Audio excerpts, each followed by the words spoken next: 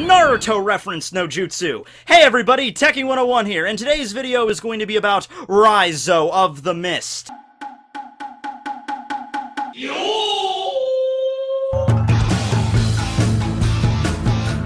He's a ninja in One Piece, a manga about pirates.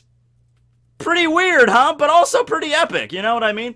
Alright, I'll be straight up with you. Just cards on the table, I'll level with you.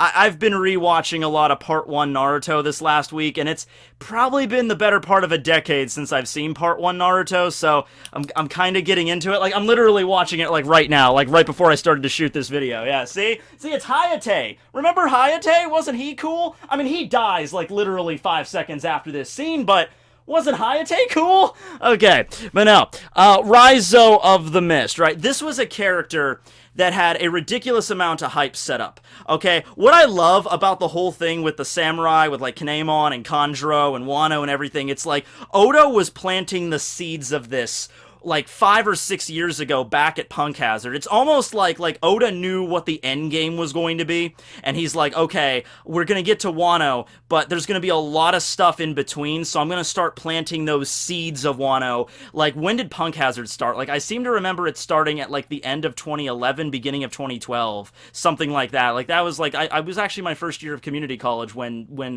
Punk Hazard started, because I remember sitting in class before it started, reading the chapter where Zoro literally decapitates a damn dragon, and I was like, oh my god, this is cool.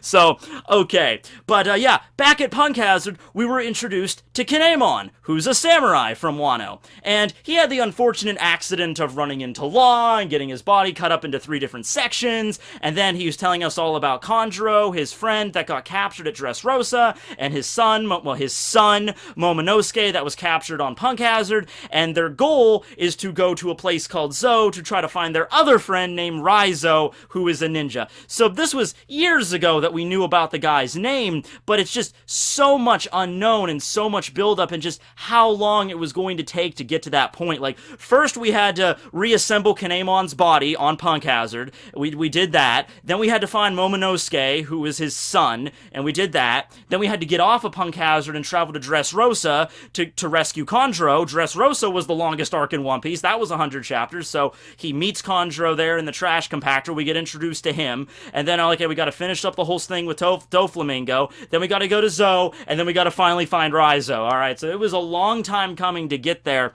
and I remember all the crazy fan theories about what Raizo was going to be like, because Naruto is obviously the quintessential ninja manga, right? Like, I mean, there's other mangas involving ninjas that are pretty cool and everything like that. None really come to my mind right now, but I'm sure you could think of Ninja Scroll. I never watched the manga of that, but that old school anime Ninja Scroll. Remember that? That was cool. Now I really want to watch Ninja Scroll and Akira for some reason. But anyway, yeah, so there's going to be references to that. Like, we figured there was going to be Naruto references. Also, Oda and Kishimoto, I think they're friends, more of like, you know, they were published in the same magazine, and they had like really long-running series. So they had like a respect for like each other at the very least. Like, remember the last chapter of Naruto? That same issue of Shonen Jump that the last chapter of Naruto was in, you had a normal chapter of One Piece, and the cover of that One Piece chapter was Naruto and Luffy sitting down eating together. And Nami was there too, obscuring Naruto's face, but it was very obviously him.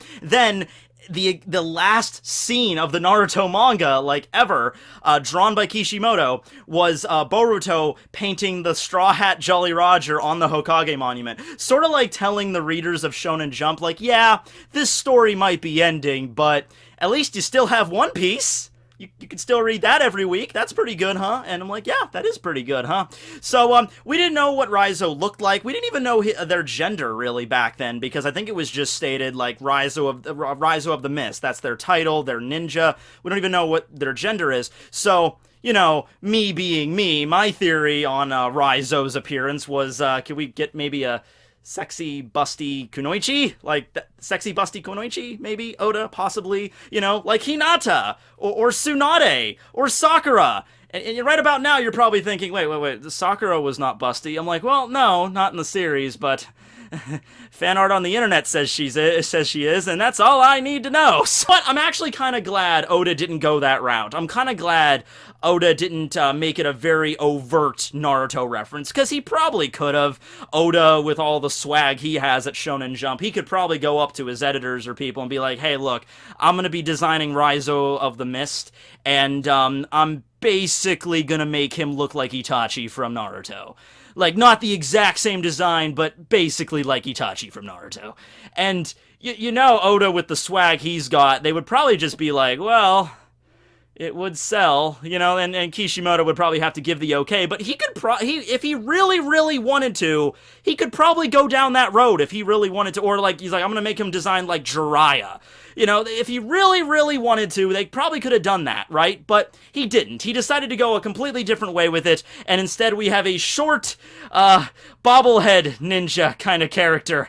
But, very eccentric, very fun, and, the thing about Raizo is we don't really know much about him other than the fact that, you know, what he looks like now and his basic, you know, Ninpo, his ninjutsu skills, because he was introduced in Zou, and then, like, right after that, the groups all separate. And Raizo goes with Kinemon and Law and Zoro and everybody to Wano, and, like, we didn't really even get to see Raizo last chapter. We got to see him in a flashback, but we didn't actually get to see him in what he was doing in Wano right now. So, keep in mind, much of Raizo is a mystery. Like, the initial mystery has kind of wore off because we know what he looks like now and what his shtick is and everything. But yeah, there's still a lot more we don't know. And I'm just gonna open up the discussion with this. Did he eat a devil fruit? Because he has straight-up ninjutsu skills. Now, some of the ninjutsu skills that we've seen, some are non-canon, some are only added in the anime, and others could be explained away by simple, like, devices and ninja, you know, equipment and things like that. Like, for instance, he has his Enton no Jutsu, or his, like, smoke screen escape, and it's literally just a smoke bomb. You know, it's not like in Naruto where they just do, like, the body flicker shit. Like, it's literally Raizo just picks up a smoke bomb and throws it on the ground, big puff of smoke, and he's super wicked fast. He's able to cling to walls. So that's something. Like, how is he able to do that, okay, without a devil fruit or anything like that? He's able to just run around on walls. He's, like, wicked fast. And so that's explainable, though, the smoke bomb thing. But he also has a Bushin no Jutsu. He also has a cloning technique, you know, like Kage Bushin no Jutsu, where he literally makes copies of himself, okay? So, what's the story with that? Because the problem with it, like, okay, if they come out and say there's a ninja fruit, I mean, I would be like, really? But I would be okay with it. I mean, like, okay, all the other crazy powers, like, there's a Buddha fruit, for God's sake. Like, okay, ninja fruit, that seems oddly specific, but alright, I'll roll with it. But if it's not, then that means that we have a whole different kind of style of fighting to introduce, like Fishman Karate, you know, or the Okama Kempo. Remember when Mr. 2 did the Okama My Way Kempo, and it was just, we first thought it was just like a quirky little thing that he did, and then later on you find out that it's like a fully realized fighting style with Ivankov, and then the new Kama Kempo, and all the different, like, you know, aesthetic techniques, number 32, like, you know, hair removal fist, and Oda turned it into a fully realized skill. It might kind of be the same thing with Raizo. And here's something else to keep in mind. Raizo is not the only ninja. Alright, because ninjas and samurai existed at the same time in feudal Japan. And oh, I have to correct something, because when I did I did one of my Wano videos a while back. I actually think it was the first one I ever did back in 2016. I was talking about ninjas and samurai and their relationship a little bit. That's one of my moments where I really screwed the pooch and I messed up. I was taught, you know, way back when by, I think it was the show Deadliest Warrior, actually, so probably not the most legitimate source of information, but I was told that, like, yeah, ninjas and samurai, they fought against each other constantly, like, they were constant enemies, and that's not necessarily the case. Ninjas were of the lower class and samurai were of the higher class, and they did fight, but think of ninjas more of just, like, hired soldiers, and eventually the ninjas, the shinobi, became kind of their own thing, and they were trained in this craft, and eventually Oda Nobunaga actually recruited a guy named Hattori Hanzo into his like entourage. And Hattori Hanzo, I thought was just a character from Kill Bill, but was an actual dude. And he was the commander of one of the most prestigious and most well-known like shinobi clans in all of Japan. So it's not like they were at constant war with each other, but yeah, that's just something I wanted to correct there. So, and also something else is that I was under the impression, because I think it's been just romanticized so much in Hollywood, ninjas always wear black. But if you think about it, if you're trying to sneak into somewhere to try to steal something, I mean, if it's at night and you want to be undetected completely, you wouldn't be wearing black. You'd be wearing, because you still need the moon in order to see what's in front of you. Because remember, this is an era where there's no flashlights, no infrared goggles in freaking 16th century Japan. So you need the moon in order to see. But if you're wearing black, that might not blend in as well. But you know what might blend in well is like a dark blue, navy blue kind of color. Kind of like what Raizo wears. See what I'm going with here? And also, if you're going to be doing regular espionage, you probably should just dress like a normal, normal peasant or something. That would be easier to, just mix in with the crowd than somebody wearing an entire, ninja outfit, right? So, there you go. That's just some corrections that I made. But yeah, there are other ninjas in Wano because Raizo mentioned them. Raizo mentioned, oh yeah, there are kunoichi. I am such a failure with the female ninjas. They don't want me. But that's funny. That's kind of like his shtick, how he's kind of ugly as sin, but yet he's a really good ninja, just kind of lacking in the facial department. Because, I mean, come on, ladies. I mean, why aren't you jumping on this, right? But, yeah, he mentions the kunoichi, and it's kind of a throwaway joke, but that implies, no, there are actual kunoichi in Wano, so we could still get the sexy, busty Hinata ninja. That could still happen, so just, hold that off. But also, beyond that, there's also just other ninjas, that are men and women just wandering around Wano. And keep in mind for that, because if they're doing the thing that I just said, they're, just wearing regular clothing, pretending to be peasants, but they're actually doing, espionage shit, then that can actually go somewhere, right? But yeah, ninjas in Wano. You just have to look out for them. Although, it's going to be kind of hard, too, because they're ninjas, which, hey, do you want to hear a ninja joke? I'll tell you, I only got the one, but I could tell it if you want me to. Okay, how do you wake up a ninja? You don't. It's a decoy, and your throat's already been...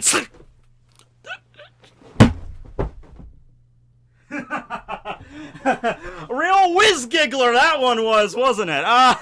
Okay. Alright. Other techniques that Raizo of the Mist has got at his disposal here is his Daisuki no Jutsu, which is his, ninja hug technique, where he just kind of embraces you in a big bear hug. So that's more of a comedy technique, although knowing Oda, maybe not. That might be his finishing move, for all we know. He could be fighting one of the calamities or some shit. Oh my god, I want to see Kinemon, Kanjuro, and Raizo all team up to fight a calamity. Wouldn't that be the most epic fight ever? But then they're fighting him and he's about to fall and he's like, oh no, and then Raizo's finishing technique, Daisuki no Jutsu, big love, and he just grabs him and just, does a backward suplex in the air and then smashes his head against the ground or some shit. That would be cool. And in the anime, this was something non-canon and that wasn't in the manga, but he did do the substitution technique in the anime. He had the body replacement thing added. And I don't know if Oda signed off on that or what, but going back to the whole thing, it's either going to be a completely different set of skills, which I'm really interested in, because that means that there's just more ways for characters to fight in One Piece, and obviously in Wano, a place that's isolated from the rest of the world, yeah, you would have a lot of different kind of fighting styles that had just not been known. The Marines and everybody else in the world don't really know a lot about how the samurai fight in terms of their actual style of swordsmanship and everything. They just know the samurai are just ungodly strong. And the ninja they would know even less about, if not anything about, because they work in the shadows. Their whole thing is stealth and espionage, and so yeah, we might get to see that. Or it's the byproduct of a devil fruit. And like I said, I'm not really a huge fan of that, but hey, a nin fruit or something, that would be basic. I could see if that's going to be the case, I want Oda to actually show the fruit, and I want to see, the Konoha swirl on it in lieu of, the regular swirl pattern on devil fruits or something like that. That's something he would totally do. But, yeah, if that's the case, then what other things could the ninja fruit bestow upon the user? Because if these are legitimate clones, if he can legitimately legitimately use the body replacement technique, then at that point, you could pretty much just open a Naruto data book or whatever and just like, okay, we're gonna have a...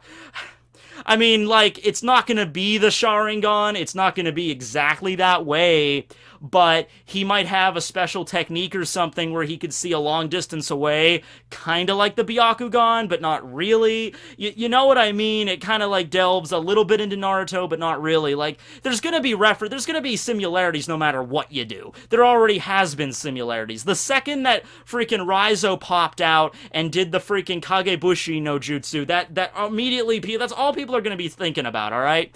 And that's fine. I'm kinda cool with that. I'm glad that you gave him a different design, but if you just want to make Raizo's whole shtick, like his abilities are all like, you know, homages to Naruto, I'm fine with that. I'm not even somebody that's going to sit here and call like, Oda, you're stealing. Now, I would do that if Raizo was literally busting out the Rinnegan, the Sharingan or whatever.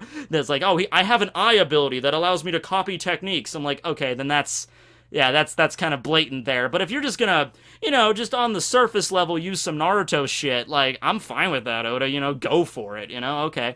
But, right. So, during Wano right now, we actually don't know where Raizo or Kanjuro or Kinemon are at, so I'm going to assume that they're out, you know, probably scouting around, trying to figure out, get the dirt on the Shogun or anything like that, while the other Straw Hats are just kind of trying to seep into Wano's society, Raizo in particular, because you have to understand, the whole reason that they were going to Zou, the whole reason Jack attacked Zou, was to find Raizo, okay? Because Kaido wants Raizo. Well, where's Kaido? Wano. Where's Raizo? Wano.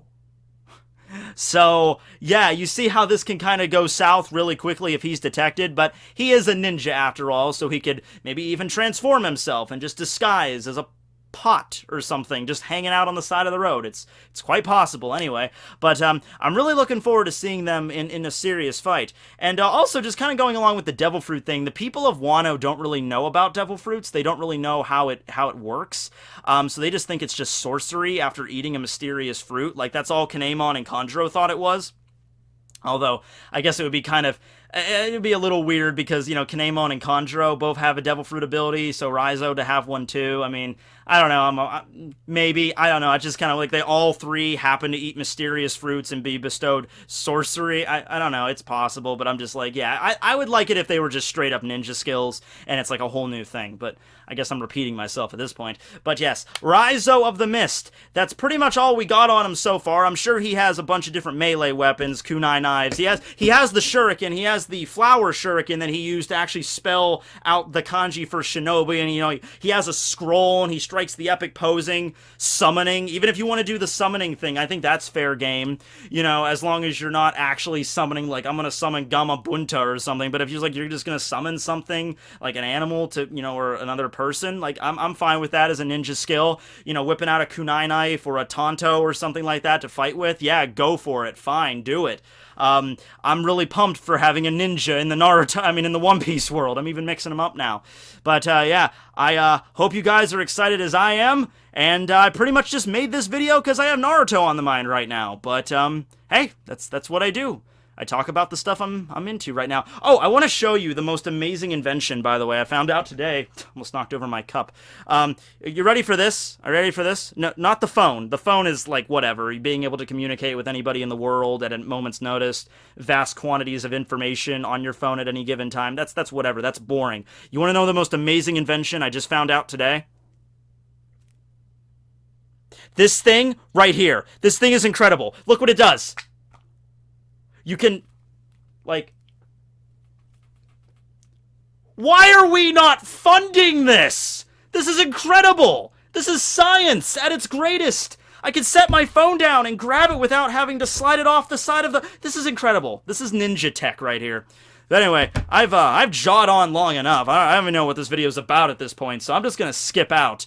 But anyway, you guys have a good night. I would recommend if you go back and watch early Naruto, if you haven't in a long time. Seriously, it's very refreshing. Back at a simpler time when the creepy snake dude was the only enemy we had to worry about, except later on when we find out the snake dude is actually manipulated by Ichigo, and then Ichigo is actually manipulated by the swirly-eyed dude, and then the swirly-eyed dude was actually manipulated by the guy with spiky hair that crosses his arms a lot, and then the spiky hair dude that was crossing his arms a lot that was a zombie was also being manipulated by that ball of black sludge, and then the ball of black sludge was manipulated by an alien. Yeah. The plot really needed to be that complicated, didn't it? Yep. It just totally did. Alright, well, you guys have a good night. Signing out!